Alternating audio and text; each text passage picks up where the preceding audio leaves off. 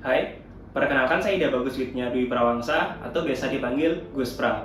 Saat ini saya sedang mengembangkan sebuah perusahaan konsultan arsitek bernama Lumbung Arsitek.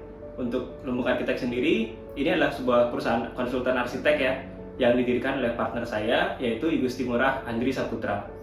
Untuk Lumbung Arsitek sendiri itu didirikan dari sejak tahun 2010 dan di mana saya bergabung sebagai partner itu di tahun 2021. Kalau boleh cerita sedikit, awalnya Lumbung Arsitek itu adalah sebuah studio arsitek yang konvensional ya. Jadi semua manajemen itu diatur oleh satu prinsipal saja, yaitu Pak Andri, dan belum memiliki sebuah konsep manajemen yang jelas. Jadi peran saya di sini adalah saya membantu Pak Andri Saputra untuk di bidang manajemen. Jadi saya mengatur manajemen mulai dari sales and marketing, kemudian operasional, finance, HR, dan lain-lain. Untuk Lumbung Arsitek sendiri adalah perusahaan konsultan arsitek yang melayani untuk jasa desain rumah atau residential. Kemudian ada villa yang terdiri dari private villa atau commercial villa. Untuk style sendiri kami mengusung gaya arsitektur tropical ya. Jadi ada kombinasi antara tropical modern, tropical Balinese, dan tropical lain-lainnya. Jadi untuk proyek dari Lumbung Arsitek ini udah tersebar ya. Jadi kebanyakan proyek memang posisinya ada di Bali dan kebanyakan juga berada di luar negeri, seperti ada yang di Bahama, kemudian ada juga di Nigeria, kemudian ada juga di Australia dan lain-lain. Dan kemudian kalau boleh cerita sedikit, setelah saya bergabung di Lumbung Arsitek, itu perusahaan kami itu berhasil grow dari awalnya 12 orang di 2021, kemudian di 2023 ini tim kami sudah hampir berjumlah 60 orang. Kemudian untuk kantor kami itu berlokasi di daerah Sading, di Badung, di Bali. Jadi untuk kantor sendiri selain di Bali, kami juga punya kantor perwakilan di Jakarta. Itu lokasinya di Office 88 di Tower lantai 38 di kota Casablanca. Kemudian untuk Lumbung Arsitek juga memiliki visi ya. Kami ingin menjadi perusahaan di Bali yang akhirnya menjadi perusahaan yang berkelas dunia, dan kami juga bercita-cita untuk membawa style arsitektur Bali tersebut ke seluruh dunia. Kemudian untuk Lumbung Arsitek sendiri juga mengedepankan servis ya. Jadi kami punya standar pelayanan yang jelas ke klien. Kemudian dari manajemen juga kami perbaiki. Jadi setiap klien dari Lumbung Arsitek itu punya ekspektasi standar pelayanan yang sama.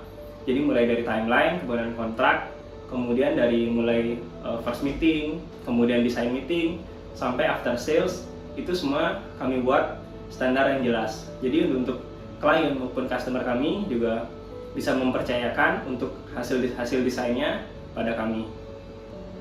Kalau berbicara penghargaan ya, selama saya berkarir sebagai entrepreneur, saya hanya pernah dapat satu ya, jadi Entrepreneur Award dari Gratio.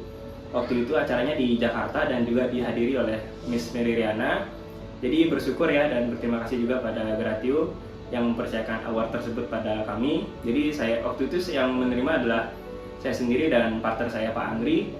Jadi kami dipercaya mendapatkan award tersebut karena kami berhasil growth ya, cukup pesat di masa pandemi, baik secara personal maupun secara company.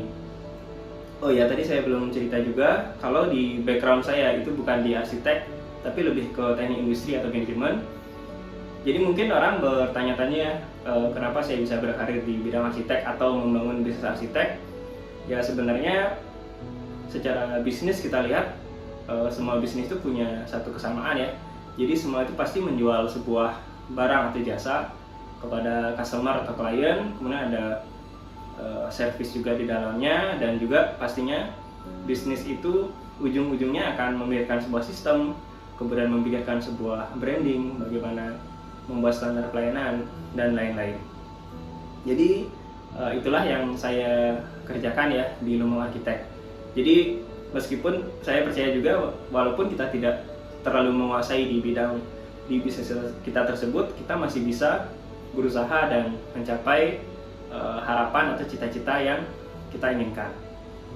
Kemudian sebagai penutup, saya sendiri lahir di Bali ya, saya sebagai orang Bali. Jadi saya juga berkewajiban untuk membina sebuah perusahaan lokal di Bali, di mana perusahaan lokal ini bisa berbicara baik secara nasional, bahkan kedepannya sampai di skala internasional. Selain itu saya juga punya cita-cita dan berkewajiban juga untuk membangun sebuah lapangan kerja ya.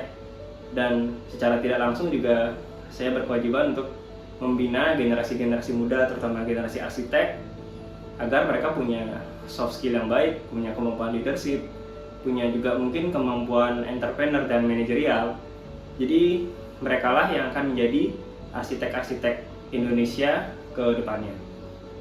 Oke, sekian untuk video perkenalan dan cerita dari saya, Gus Pra. Terima kasih telah menonton video ini.